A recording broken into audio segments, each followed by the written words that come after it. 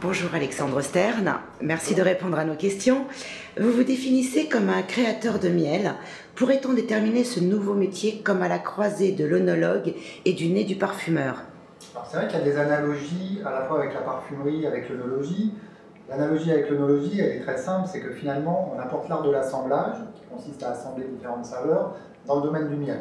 Et finalement, on fait un peu ce que font les œnologues avec différents cépages. On a une grande palette de miel avec laquelle on peut jouer et justement créer des assemblages uniques. L'analogie avec la parfumerie, elle existe aussi parce que finalement, on a une très grande diversité dans le miel. J'ai à peu près 600 variétés différentes, et c'est vrai que les parfums du miel, c'est aussi vaste que les odeurs dans la parfumerie. On a beaucoup de choses avec lesquelles on peut jouer, et du coup... Alors, pour Pâques, vous nous proposez la ruche et ses abeilles, où vous avez respecté à la fois la typicité du chocolat et du miel pour une saveur en bouche très subtile. Pensez-vous vous lancer dans d'autres expériences culinaires? Alors, mon domaine, c'est la gastronomie sucrée autour du miel. Donc, j'ai beaucoup, effectivement, de choses à expérimenter. Aujourd'hui, je me concentre sur les miels, donc je vais évidemment sortir des nouveaux miels, continuer à travailler sur des nouveaux assemblages. Je vais travailler également sur des nouvelles variétés de chocolat. Actuellement, je travaille sur une variété de chocolat au miel de rose, une ganache rose, qui pourrait sortir d'ici la rentrée. Et puis également une ganache avec un ingrédient qui est un petit peu particulier, qui s'appelle le cumin noir, qui vient de Méditerranée. Donc ça va être des assemblages un petit peu nouveaux.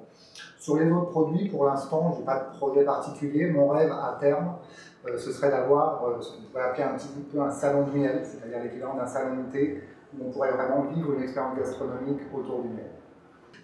On utilise parfois le miel. Est-ce que pour les clients, s'ils veulent faire par exemple un poulet au miel, on peut venir vous voir et vous nous conseiller sur le choix du miel? Exactement. En fait, je travaille beaucoup avec les grands chefs et je leur présente plusieurs dizaines de variétés de miel à chaque fois. Ils sont toujours surpris de la variété et ça leur donne toujours des idées. Les associations les plus atypiques que certains chefs aient pu avoir, ça a été jusqu'à laquer du poisson avec un miel de pissenlit, faire une île flottante avec un miel d'avocatier. Donc il y a vraiment beaucoup d'idées.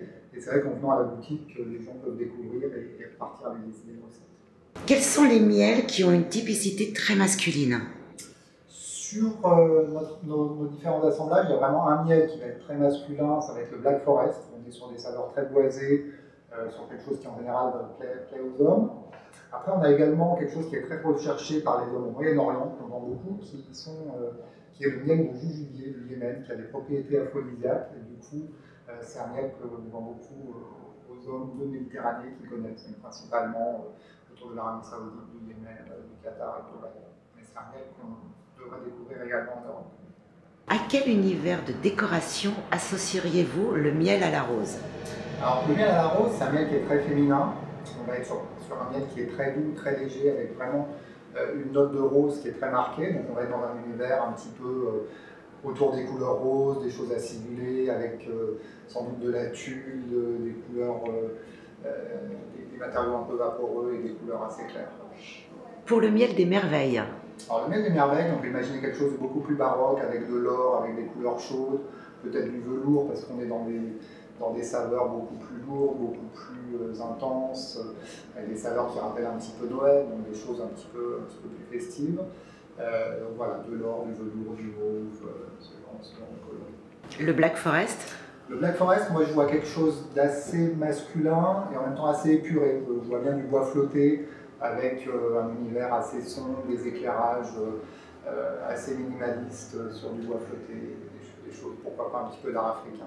Et enfin, la route des Indes. Sur la route des Indes, on va être beaucoup plus dans un univers de voyage, donc on va être sur des couleurs safran, sur des tentures par exemple, de l'orange, du rouge, des couleurs très chaudes, avec pourquoi pas un peu d'artisanat indien, des lampes en cuivre, ce genre de choses. C'est parfait. Merci beaucoup Alexandre et à très bientôt.